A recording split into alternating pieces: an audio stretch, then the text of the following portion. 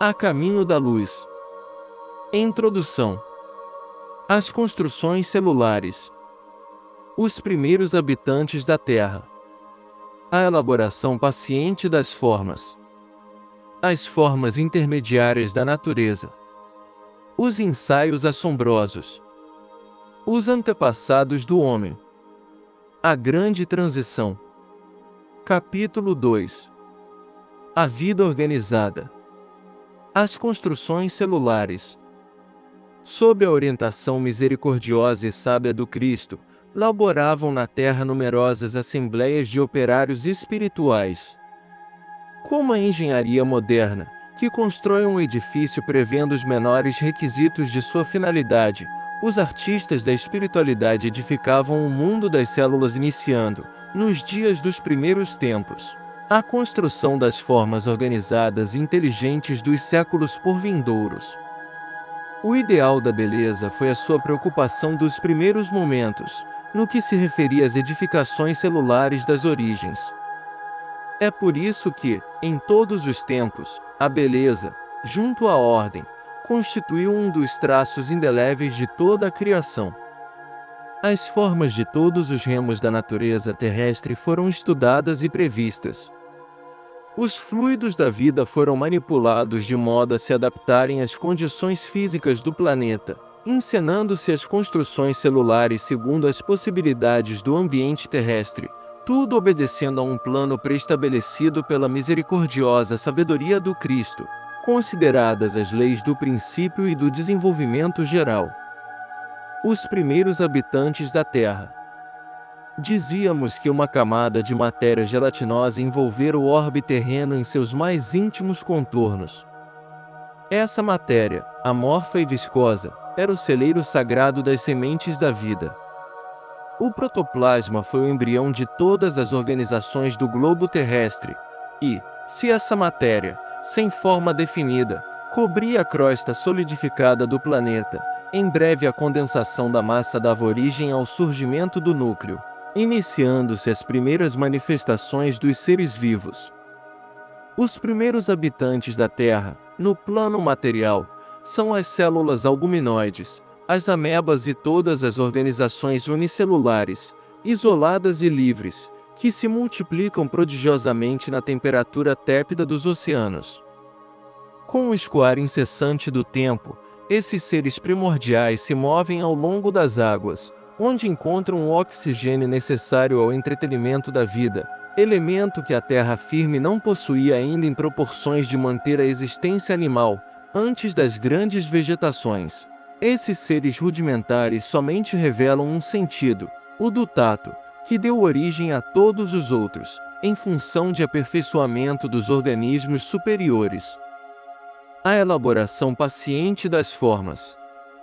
Decorrido muito tempo, eis que as amebas primitivas se associam para a vida celular em comum, formando-se as colônias de infusórios, de polipeiros, em obediência aos planos da construção definitiva do porvir, emanados do mundo espiritual onde todo o progresso da Terra tem a sua gênese.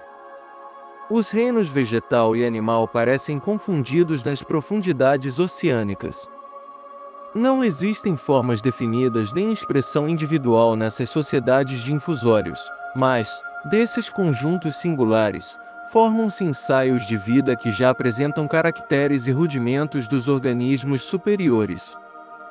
Milhares de anos foram precisos aos operários de Jesus, nos serviços da elaboração paciente das formas. A princípio, coordenam os elementos da nutrição e da conservação da existência.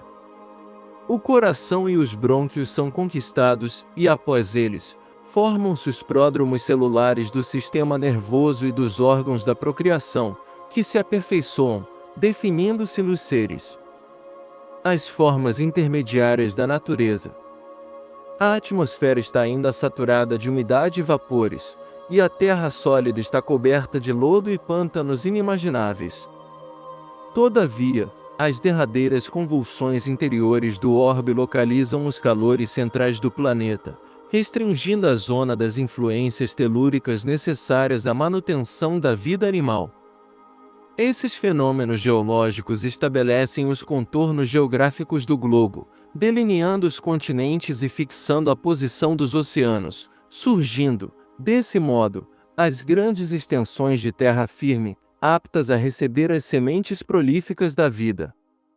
Os primeiros crustáceos terrestres são um prolongamento dos crustáceos marinhos. Seguindo-lhes as pegadas, aparecem os batráquios, que trocam as águas pelas regiões lodosas e firmes. Nessa fase evolutiva do planeta, todo o globo se veste de vegetação luxuriante, prodigiosa, de cujas florestas opulentas e desmesuradas, as minas carboníferas dos tempos modernos, são os petrificados vestígios. Os ensaios assombrosos. Nessa altura, os artistas da criação inauguram novos períodos evolutivos, no plano das formas. A natureza torna-se uma grande oficina de ensaios monstruosos. Após os répteis, surgem os animais horrendos das eras primitivas. Os trabalhadores do Cristo, como os alquimistas que estudam a combinação das substâncias, na retorta de acuradas observações, analisavam, igualmente, a combinação prodigiosa dos complexos celulares, cuja formação eles próprios haviam delineado, executando, com as suas experiências, uma justa aferição de valores, prevendo todas as possibilidades e necessidades do porvir. Todas as arestas foram eliminadas. Aplainaram-se dificuldades e realizaram-se novas conquistas. A máquina celular foi aperfeiçoada, no limite do possível, frente às leis físicas do globo. Os tipos adequados à Terra foram consumados em todos os reinos da natureza, eliminando-se os frutos teratológicos estranhos, do laboratório de suas perseverantes experiências. A prova da intervenção das forças espirituais, nesse vasto campo de operações, é que, enquanto o escorpião, gêmeo dos crustáceos marinhos, conserva até hoje, de modo geral, a forma primitiva, os animais monstruosos das épocas remotas, que lhe foram posteriores, desapareceram para sempre da fauna terrestre, guardando os museus do mundo as interessantes reminiscências de suas formas atormentadas. Os antepassados do homem. O reino animal experimenta as mais estranhas transições no período terciário, sob as influências do meio e frente os imperativos da lei de seleção. Mas, o nosso raciocínio ansioso procura os legítimos antepassados das criaturas humanas, nessa imensa vastidão do proscênio da evolução anímica. Onde está Adão com a sua queda do paraíso? Debalde nossos olhos procuram, aflitos, essas figuras legendárias, com o propósito de localizá-las no espaço e no tempo.